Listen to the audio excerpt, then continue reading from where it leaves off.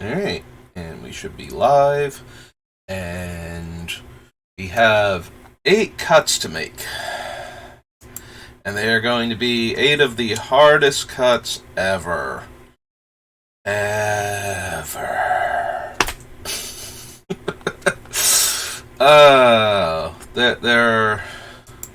There's so many cards I don't want to cut.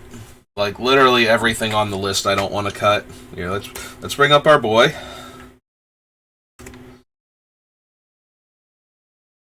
There he is.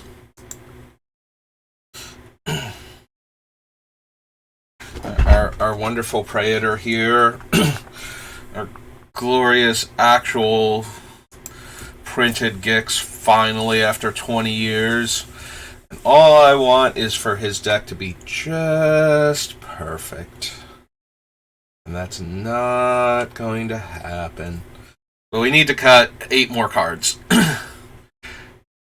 In order to get a fully functional, we can do this, this will be the deck pile of cards to work with.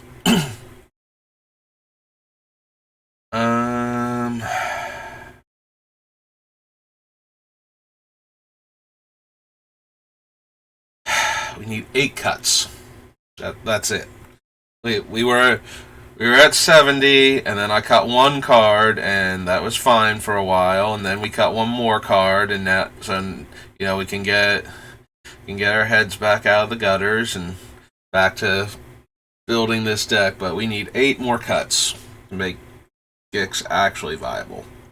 Well, I mean, we could probably get away with only like 7, but I usually like to adhere in the same way that I like to run 17 lands in Limited almost all of the time. I like to run 40 lands in Commander.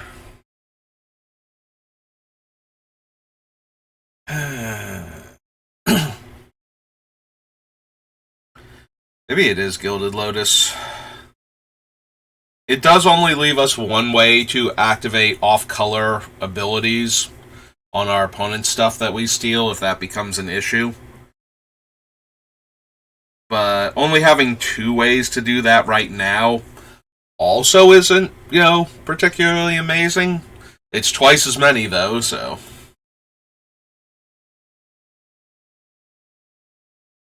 Yeah, I am pretty much hell-bent on keeping Well of Lost Dreams in this deck. We have so much lifelink, and I might want to try and cut 1 thing and put the Whip of Erebos back in just because of that, just to keep gaining us life. Like, life gain is very important to the deck because it lets us keep drawing regardless, but when we can draw additional cards based on the life that we're gaining, then I'm way more interested in it. But first we gotta make 8 cuts, and then we can figure out if I want to make a 9th cut to bring the whip back. Because I did not realize just how many things don't have lifelink in the deck, because I keep focusing on all the things that do. Right, Wormcoil Engine? Right, Volt Scourge? Gripghast is like, I would like lifelink. It's like, you drain life already with your extort ability. Shut up.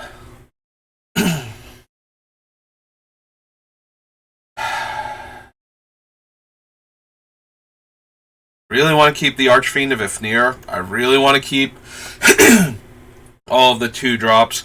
There is some option to like laterally move a couple of the 1 and 2-drop creatures around. We were looking at like cheap lifelink creatures the other day, and like we might be better off with the 1/1 lifelink Skulk creature from either Shadows or Eldritch Moon. I forget which one had that. Because Skulk only appeared in like that set, and then it never came back. Or that mini block. Sorry. I just ate, but I didn't just eat. Like, I gave it a little while. I actually read the Daily Magic Archive on the design for Urza. So I figured, I gave myself enough time in between eating and talking. But no amount of time in between eating and talking is ever going to be enough to save my voice while I'm doing this, so...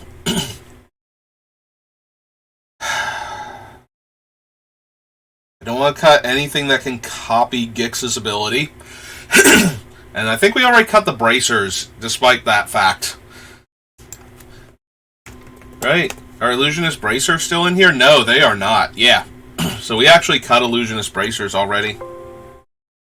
Ah, it took me back to the top without taking me to where I was. So, a little bit further back than that. There we go. Yeah, we cut the 1-2, the Basilica Bat, in favor of Ghastly Gloomhunter, since... well, originally we cut for Daggerdrome Imp, but... then when I was looking at the cheap lifelink creatures, I was like, oh, that is literally the same creature for the most part. We have one card that benefits zombies versus 0 that benefit imps. And it gets the option to have Kicker for no additional mana. So even as just the 2 mana 1/1, it's better. And if we have the mana and we want to make a 3/3 lifelink flyer, by spending 6 mana, like, that's terrible in Commander, but I was already going to run a 2 mana evasive lifelink threat, so, having the option to be a better card when I have the mana, even if the card is in a vacuum terrible, when I was going to run the baseline anyway. Like, I was literally putting Daggerdrome Imp in here to be an evasive lifelink threat. That we could get in for, we could cast it before Gix, and it would get in for damage on the turn that we cast Gix, and we would get to draw a card, and it wouldn't even cost us life. So we have both the lifelink to gain life to trigger our other stuff, and the evasion to get through for Gix, so that way we get to draw the card. So, all in all, like, something I was going to run anyway, we might as well have the option to spend an extra 4 mana to make it a 3/3. Right. Just because I would never run a 6 mana 3/3 lifelink does not mean I'm not going to run. I'm literally running a 2 mana 1/1 lifelink, though, with flying to begin with. So I might as well have the option to make it a 3/3 if I have nothing better going on. I discard my hand to Gix, and we got a bunch of stuff, and then the board got wrathed, and now I don't have a bunch of stuff, and I top deck this. Might as well have a 3/3 lifelink. Hey, there's no downside to it having a mediocre option on it to be better in the rare cases where I have the mana and don't have anything better to do with the mana at the same time. But it does, like, if you just look at it in the vacuum of I'm spending 6 mana for a 3/3 flying lifelink, that is abysmal. Like, that is actually awful. I would never do that with this deck, but a 2 mana 1 power lifelink flyer, like, that's about as good. Like, there's no 1 mana 1/1 lifelink with evasion outside of the Skulk Vampire. So, like I said, that might even replace one of the other cheaper creatures in this deck, just so I have another evasive threat. Because the ability of the random 2/2, the Oathsworn Vampire, to come back when I gain life is nice, but I would rather have a creature that gets through consistently than a creature that can throw itself recklessly into combat and die most of the time without actually getting me anything other than, giving it lifelink so I get to gain 2 life.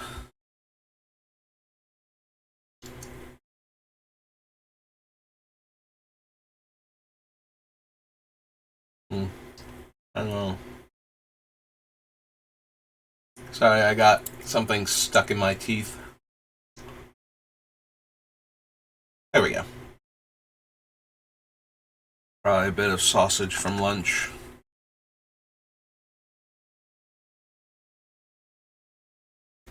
I had spaghetti, in case you were wondering. Like, actually made spaghetti as opposed to, like, microwave frozen meal thing.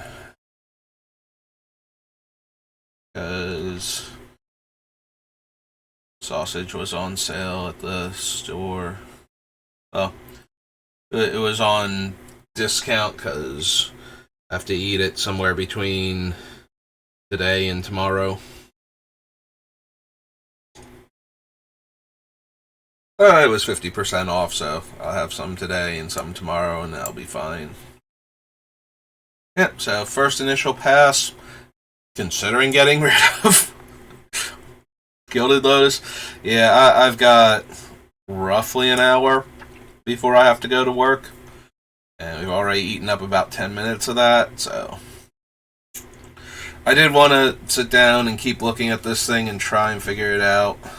If we can cut the Gilded Lotus, possibly. We can cut the Thran Dynamo, possibly. That was another option I was considering, but not both of them. I don't want to lose that many mana rocks because I'm trying to get to the point where I can activate Gix and possibly do some other stuff in the same turn, too. So we're going to need a ton of mana for that. Also, we have a bunch of other stuff that costs a ton of mana, right? Decree of Pain, right? In Garruk's Wake.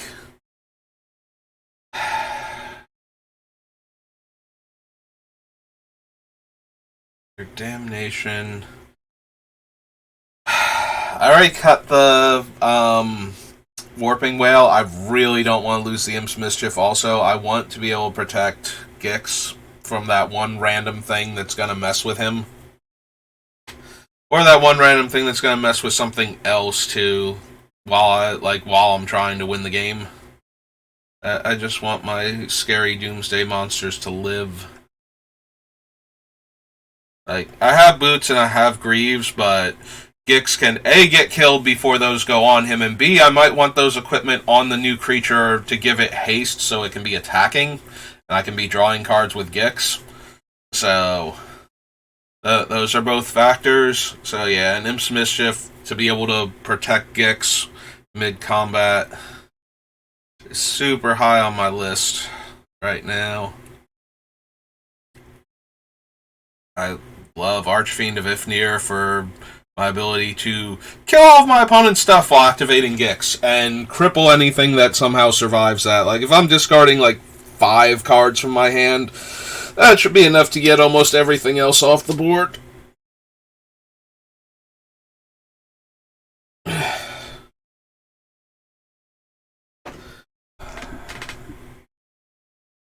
We already cut the Fervor of the Devoted or whatever. Devotion of the Believers. Whatever the one is that when we discard a card, we can pay a mana to drain everybody.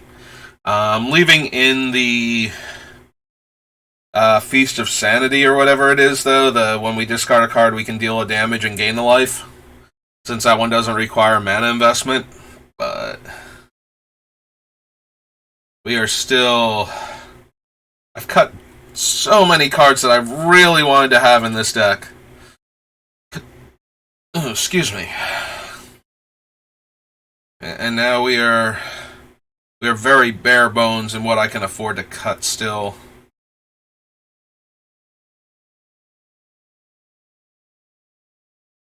Yeah, Feast of Sanity, that's what it's called. Theomancer, Bone Miser.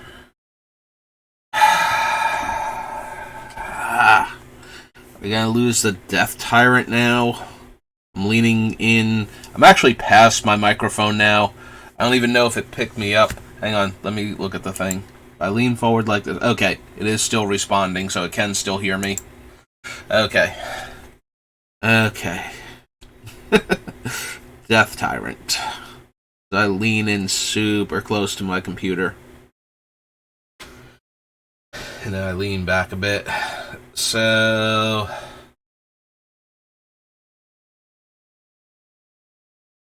I can attack with my stuff, and it's not non-token, so any of my things that attack and die in combat still make me 2/2s, which a lot of my things are already that small anyway, so having them die so that I can get 2/2s is fine. If they take out opponents' blockers at all, I also get 2/2s for that.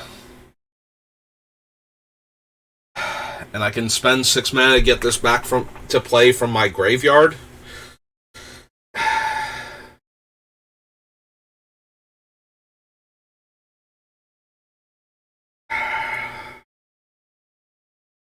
I like the card, and what it's doing when I'm getting, like, when I have a swarm of creatures and they're getting blocked, if I'm taking out, if I'm losing my creatures, like if I just have a bunch of the 2/2 zombie tokens from Wand of Orcus, and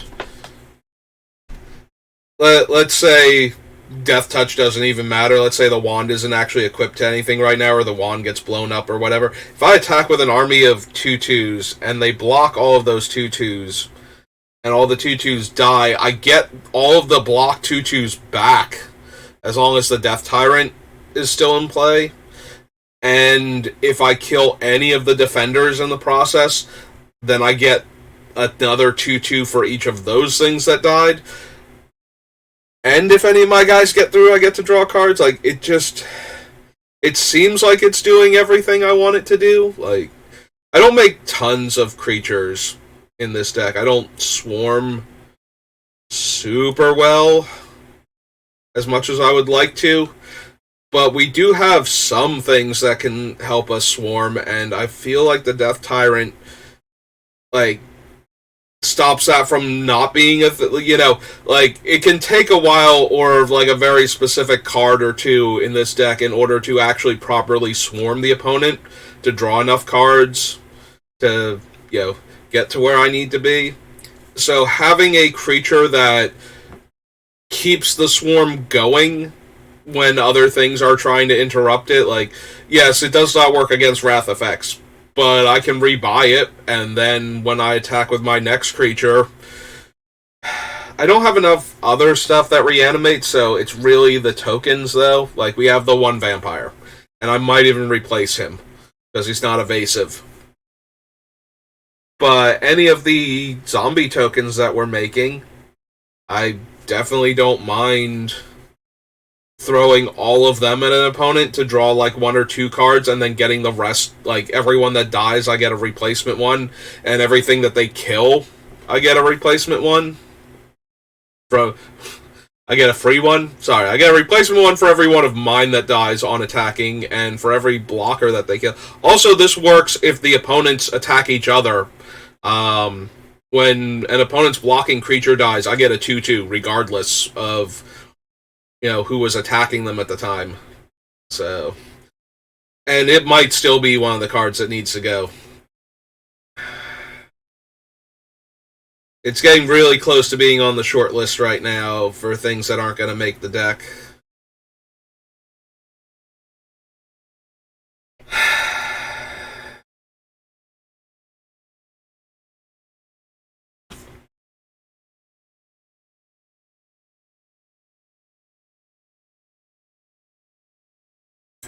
We've got 3 non-land cards from the Warhammer decks.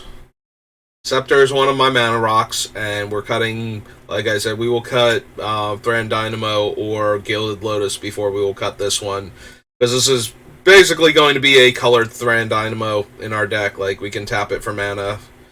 We can tap it for black mana to cast our spells, and we can tap it for opponent's colors. Like, we should have 3 swamps in play almost all of the time. 3 cards named Swamp, too, not necessarily. Like, yeah, there will be times where I've hit, like, all of our non-basic lands, but I do think that the Scepter is, the Scepter is going to make it. I really do want to keep the Wraith. Like, we cut Burnished Heart and Sad Robot, but the Wraith is unblockable, so it's almost always going to get through for damage. We wound up not running anything from Infinity, and we have a Mana Crypt. That is everything. Actually, we're on 68. Let me do a quick count, make sure I didn't screw up anything, because it's been a while actually since I did a quick count. So we got 1, 2, 3. I don't want it to turn out that I need another cut, or that I've made 1 or 2 other cuts. So 4, 5, 6, 7, 8, 9, 10. Lands 11, 12, 13, 14, 15, 16, 17. 18, 19, 20, 21, 22, 23, 24, 25, 26, 27, 28, 29, 30, 31, 32, 33, 34, 35, 36, 37, 38, 39, 40, 41, 42, 43, 44,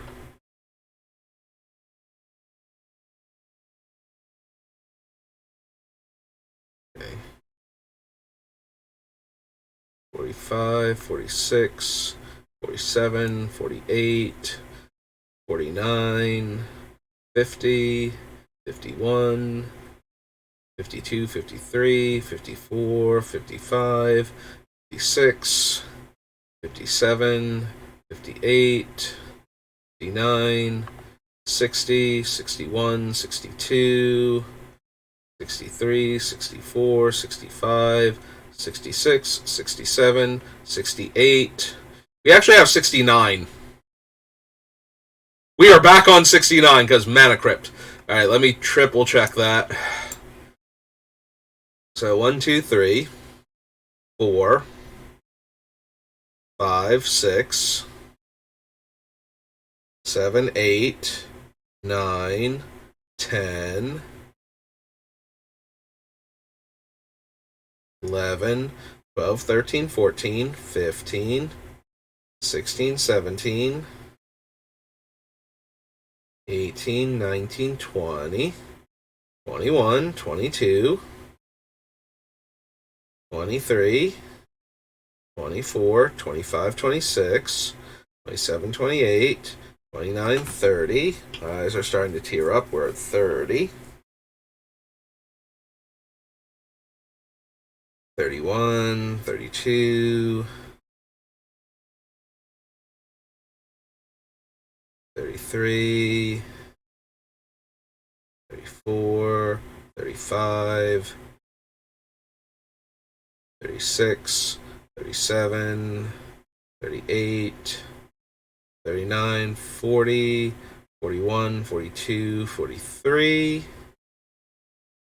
44, 45, 46, 47, 48, 49, 50, 51, 52, 53, 54, 55, 56, 57, 58, 59, 60, 61, 62, 63, 64, 65, 66, 67, 68, and 69. Yep, okay, I was worried I might have accidentally counted the Crypt of Agadeem as a spell when it's actually in the land slot, or not Crypt of Agadeem, the modal double face card. It's still Agadeem, but it's not the Crypt, it's one of the other sections of Agadeem. But yeah. Alright, so I probably didn't count Mana Crypt by accident because it's so far down the list and below a bunch of other things that don't have entries normally. Because it's just in the other category because it's the book promo, and I don't check, like master sets for cards. So yeah, we're back to 69, so the internet can rejoice. We did the nice number again. This is so funny. Not only am I not going to have a cut by the end of this section, but I'm actually going to be back up a card because it didn't count properly at some point in time. Or I knocked something, I knocked it down twice for only one card or something. So we're back up to needing 9 cuts. And I'm already agonizing over 8. How am I supposed to make 9?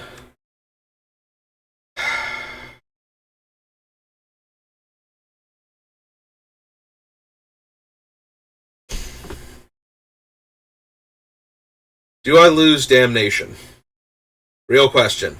So, Hellfire basically can't kill my things except for a couple of artifact creatures, and I think we got rid of most of the non-black tokens. Like, I think most of our tokens are black now. So it destroys all non-black creatures, and I take X+3 damage, where X is the number of creatures that this thing killed. So we can't blow up our opponent's black cards either. But, aside from like a couple of artifact creatures, all of our stuff lives. So that's one Wrath. Like, one-sided Wrath. Decree of Pain is a one-sided Wrath. And In Garruk's Wake is a one-sided Wrath, and Necrotic Hex is close to a one-sided Wrath.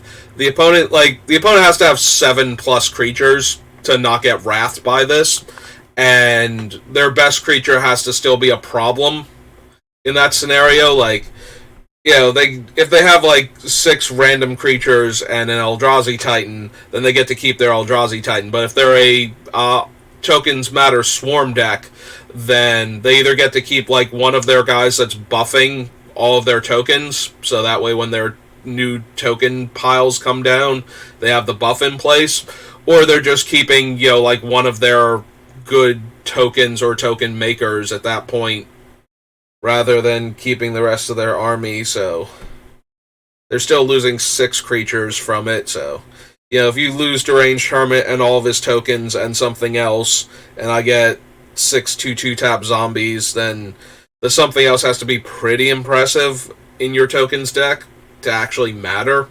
And there will be times when that's true, and I'm not hitting the thing that, it's a tokens matter deck, but the tokens are like the guy wearing Helm of the Host right now, or, like one of the tokens came in off of, like a God Pharaoh's Gift, and so when that thing starts getting like, we're gonna populate, or we're gonna activate Riss, or something along those lines, then it becomes a real problem again.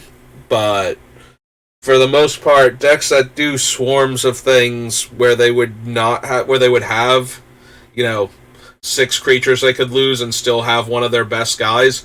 Their best guy tends to be like a mass pump, or something that was making the tokens, or something along those lines. It's usually not like, something that's going to kill us in 2 hits. It's not like a Blightsteel Colossus in their token deck.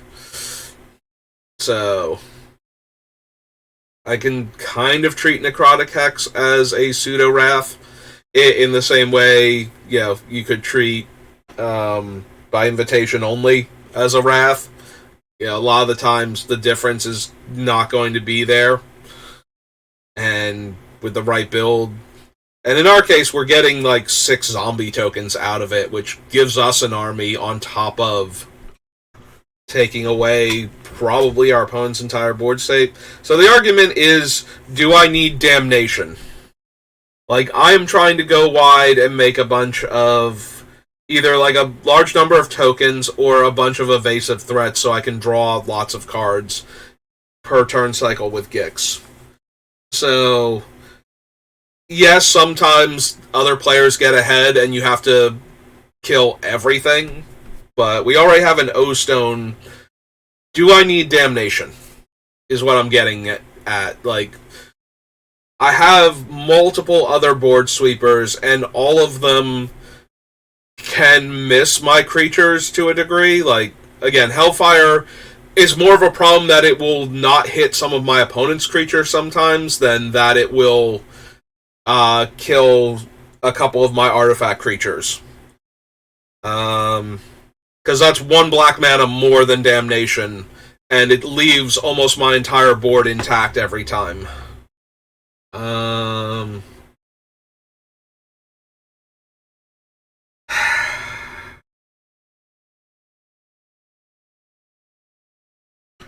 Alright. Like, I need to make at least one cut. I need to get back to where I was. And the most redundancy I have in this deck is in the removal and the mana rocks. But I do need a critical mass of both of them is the issue. So if we cut Damnation, I think we still have enough Wraths in our deck that we should be fine.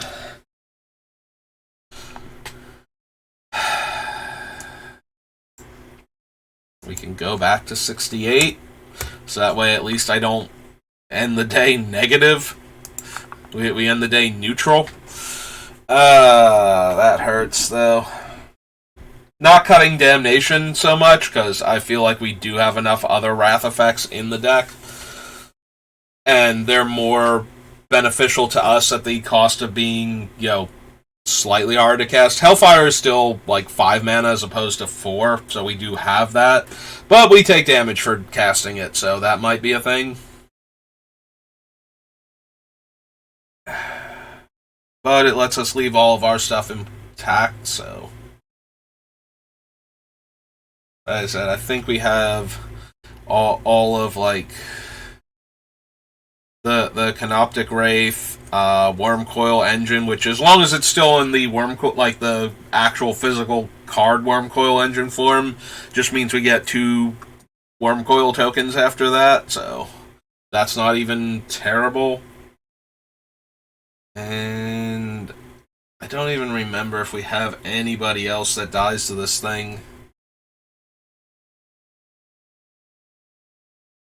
But, like, our man lands that would die to it, they're just not going to be animated at the time, normally, so that shouldn't be a thing.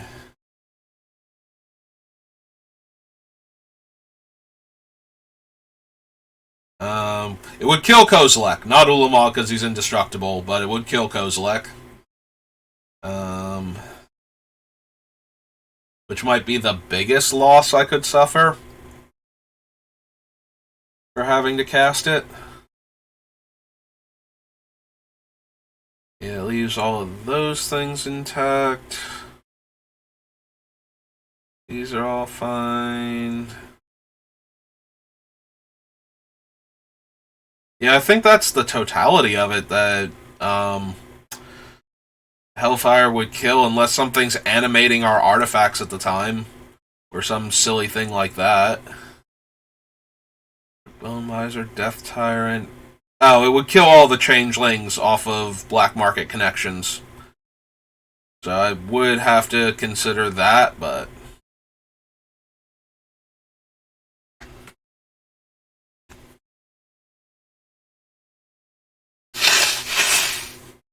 Sorry, just a bit congested.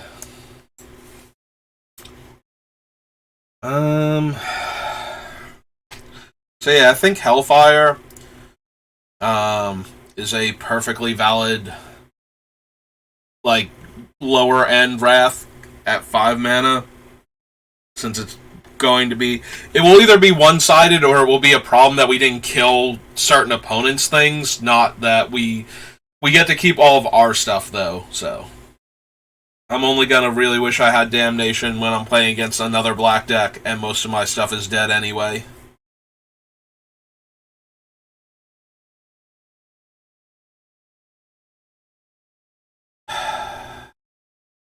But now we're back on the I need 8 cuts. And that would have been one of them eventually, maybe. I might have gotten to that point.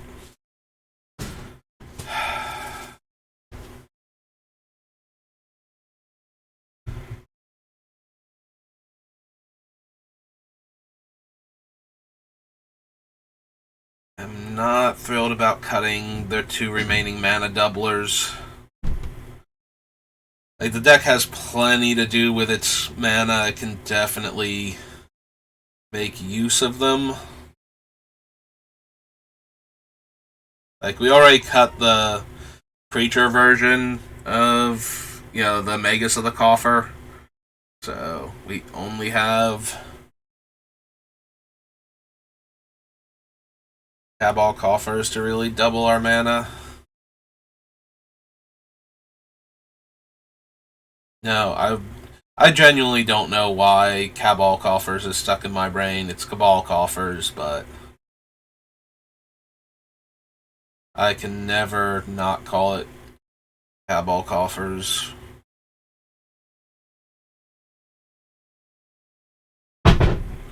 And I can't even remember who I blame for that. Like, I know it was not me that mispronounced it. I know I knew what the Cabal was, but it's pronounced the same way as the Mortal Kombat character, who was my main in Mortal Kombat 3, so.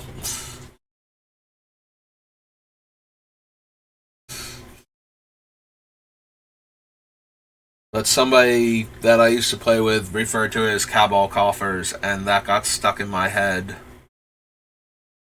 And it just won't get out. Which is, normally when I mispronounce things, it's because I misread them, and I don't know how they're pronounced, and now that's just how it is. Like, I am pretty sure I decided way back when I first saw the card that is Umizawa's Jeet, and that's what it's been ever since, instead of Jite. Which is weird, because I've managed to get the pronunciations for other Japanese theme naming conventions correctly. Like, when I first saw it, I thought it was a name, not Iname. I'm pretty sure, like, Isamaru, I pronounced it, Isamaru for the longest time. Which I think is close enough, but I do realize now it's Isamaru.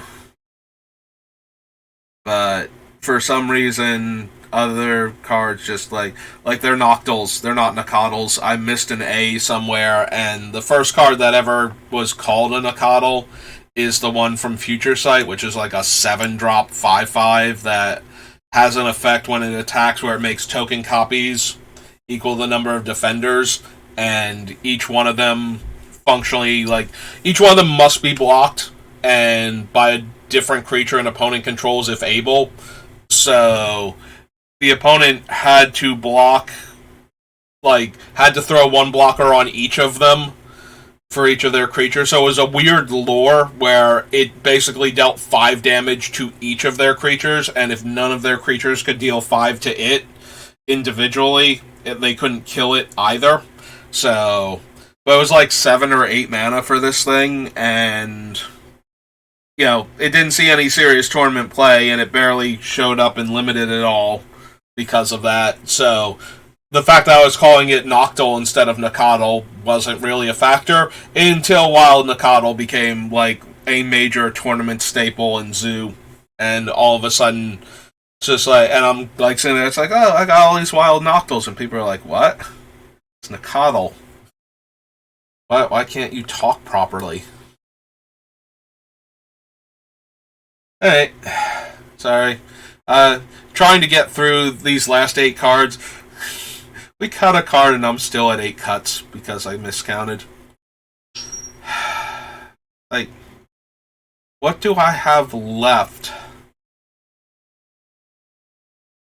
Everything that is still on this list has a purpose and a place in this deck. We have cut so many things that I really wanted to have in this deck that now that we're at this point,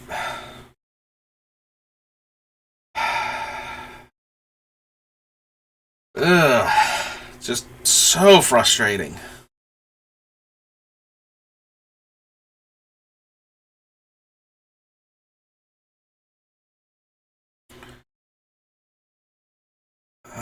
Every single card left has a purpose in this deck now. And so it just comes down to cutting things. Is it going to be Venser's Journal? So Venser's Journal is on the list because it gives you no maximum hand size, and you get, whatchamacallit, you gain life equal to the number of cards in your hand each upkeep. Which means if I draw a ton of cards in a turn with Gix and don't activate the second ability, which is a very real thing, like I might not activate the second ability until I have all of my mana to work with, or I might try to wait until I have more options before I do it. Like I might just leave the 7 mana up, and if you try and kill Gix or ruin my game plan with the Venser's Journal, then I just activate him. But it's also a infinite hand size thing, like a backup to Reliquary Tower, since I wound up cutting the Thought Vessel Like, I feel like if I cut Venser's Journal, I have to cut Mind Stone and add Thought Vessel back in. So I have no maximum hand size card in the deck. But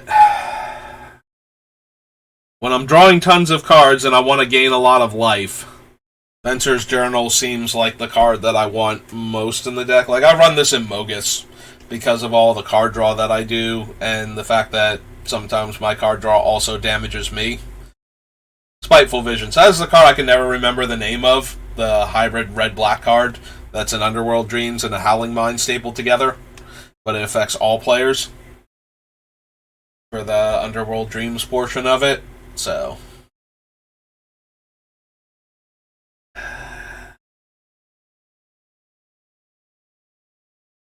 ooh, I got less than half an hour. And I still haven't made a cut. And watch part 16 where nothing happens at all. The creator has a minor breakdown and explains that he can't pronounce cards properly sometimes. And we make a cut, but it doesn't change the count number. And that's all that happened. Like, literally, this is my filler arc right now. Like nothing significant happened, and if you missed this one, you didn't miss anything. Oh my god. I knew I wasn't gonna finish today. Like, I wasn't gonna get all 8 cards. I wasn't just gonna... oh, right, these 8 cards. These 8 cards are terrible. Throw them all in the trash. Well, deck's done. Guess I'll move on with my life. Now, I knew that wasn't going to happen, but I was hoping to get, up to 4 today, and I have 0. I feel like the Death Tyrant is going to go.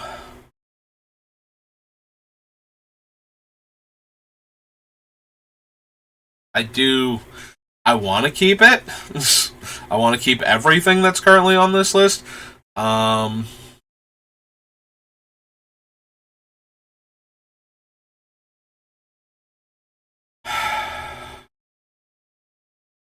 If we cut, so if Black Market Connections goes, I'm very concerned that Mortarion will be close behind it, because that is definitely one of the ways we can lose large amounts of life and make a ton of menace creatures in a single turn. But the problem is it's letting me draw cards, make mana, and make bodies I can attack with to draw more cards. Like, it's doing everything that would be helpful at the cost of, anywhere between 1 and 6 life a turn. And if I'm spending 6 life a turn and I have the mana, this guy can be making 6 2/2 menace guys. But if I get rid of it, then the only way I'm losing life on my own turn... like, I have stuff, Gix mostly, and that's the biggest problem with him, is that if I'm already connecting with Gix and drawing cards, then making more dudes so that I can draw more cards on top of that is not as big a deal. But then I'm also losing, like, a 6-mana, 5-power flyer that can be attacking my opponents for decent chunks of life while making... maybe it is him, though? Like, I can see cutting Mortarion, I can see cutting the Death Tyrant. I hate cutting both of those. Like, I like having, one card that can produce an army. That's kind of a thing that I would like to have. If Death Tyrant attacks and kills at least one of the blockers, then that's 2 zombies for me. That I get, and I can spend 6 mana to get him back. Like, that's his fail case most of the time. His true fail case is when I'm attacking and my opponents have, like, 2 7/7s, but, how often, even in Commander, how often does somebody have 2 like 5/5s just sitting back chilling that aren't doing anything. They're not attacking with them. They're holding them back to stop my 4/6 menace. And I still get one zombie out of that. So in order to not kill it, they need like a 2/5 and a 3/5 so that they're never killing it while it's attacking. So I never get a 2/2 out of it, and I lose my guy. Oh, no, I don't lose my guy. They don't lose their guys. I don't get a free 2/2. That is an awful lot for Death Tyrant to have to encounter to not do anything. Like, yeah, sometimes it's going to be I spent 6 mana to make a 2/2 at sorcery speed. Like, that's terrible, but it's adding to my board and giving me more bodies to try and push damage through so I can draw more cards. And that's, that's 3 players that all have, like a 7/7 and a 5/5 or something that can, or 2 5/5s or whatever. They can like gang block my Death Tyrant and kill it, and that's everybody else at the table. And so I'm never getting through for damage with it. I'm never drawing that card from Gix, but I'm making a 2/2 every turn. So eventually I will be able to get through. And that 2/2 can just chip in at anybody with the Death Tyrant, because, then the 2/2 dies and I get a fresh 2/2. So.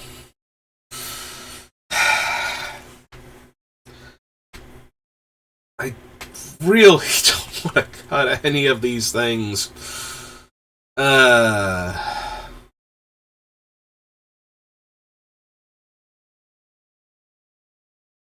I think the biggest problem is that there's only one really good recursive evasive threat in Nether Shadow. Like, it gets to attack and come back and doesn't have to worry about basically anything. It's nearly unblockable even in Commander. And I'm always going to get to draw the card off of it, and it doesn't stay dead. Like, anything else of mine dies, I get it back, so. But that's like the only creature that is like that level of recursion and evasion at the same time in mono black. Like, there's plenty of creatures that, they won't stay dead, and plenty of creatures that have evasion, but, a recursive evasive threat is not really a thing other than Nether Shadow, or Nether Trader rather. So,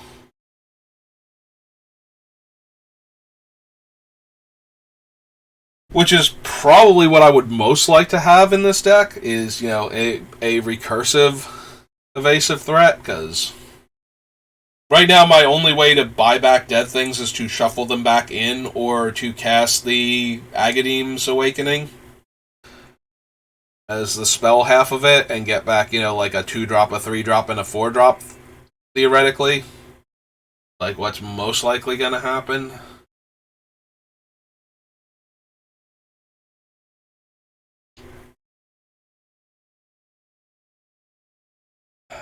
Yeah, I think that might be one of the frustrating things is I don't have ways to buy back my stuff. I did want to have the Phyrexian thing from I think it's Destiny. It's like pay a black and 2 life and raise dead a creature as an enchantment.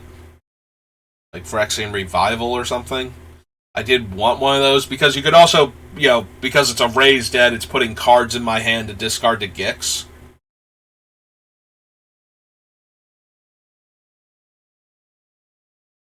Yeah, I feel like if I cut a bunch of these, let me make an army real quick type cards. So the demon and the beholder, the death tyrant, and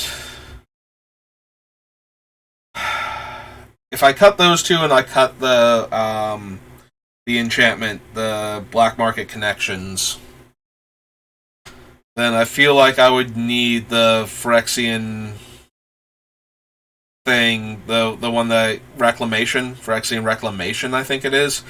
Pay the 2 life, get a dead guy back, so that way I have a way to recur my threatening creatures. The other option, I guess, would be to put Volrath's Stronghold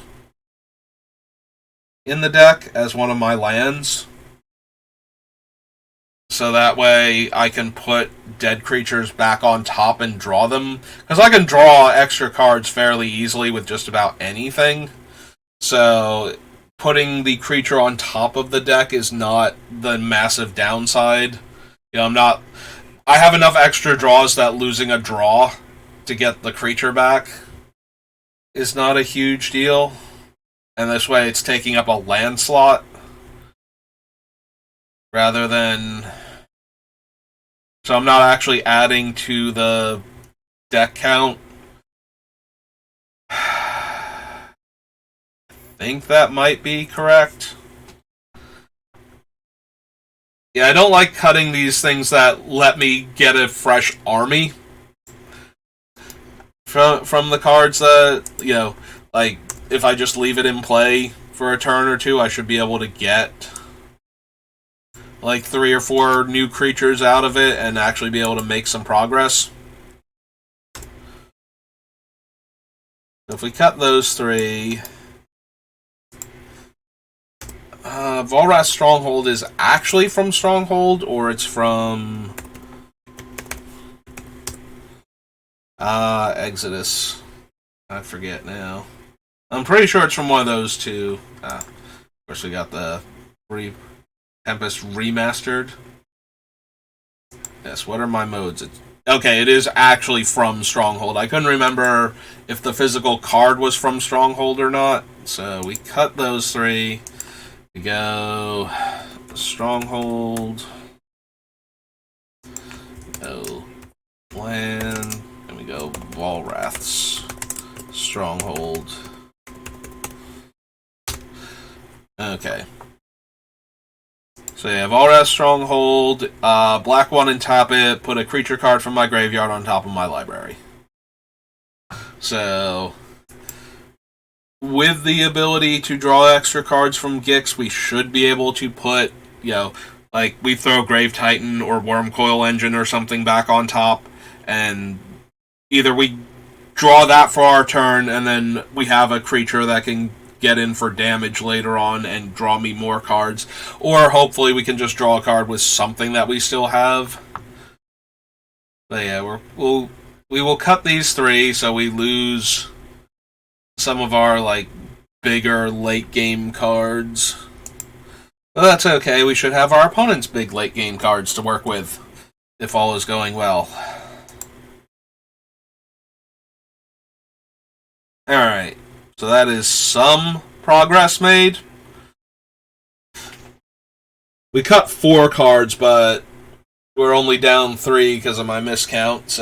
And we added in a land to make up for the potential value of the spells that we're losing. Alright. Well, that's going to do it for me today. I hope you enjoyed watching my existential crisis as I try to fine-tune this deck, and hopefully we will have this done this week. At the rate I'm going, I have no idea. And I might still want to go back and tweak some of the like lower casting cost things to focus more on evasion and getting through for card draw than for recursion capabilities. So like the Oathsworn Vampire and possibly the Underdog will get cut. But anyway, I gotta get ready for work, so I will see you next time. Thanks for watching, and I hope you enjoyed it, and we'll get Gix done eventually, I promise.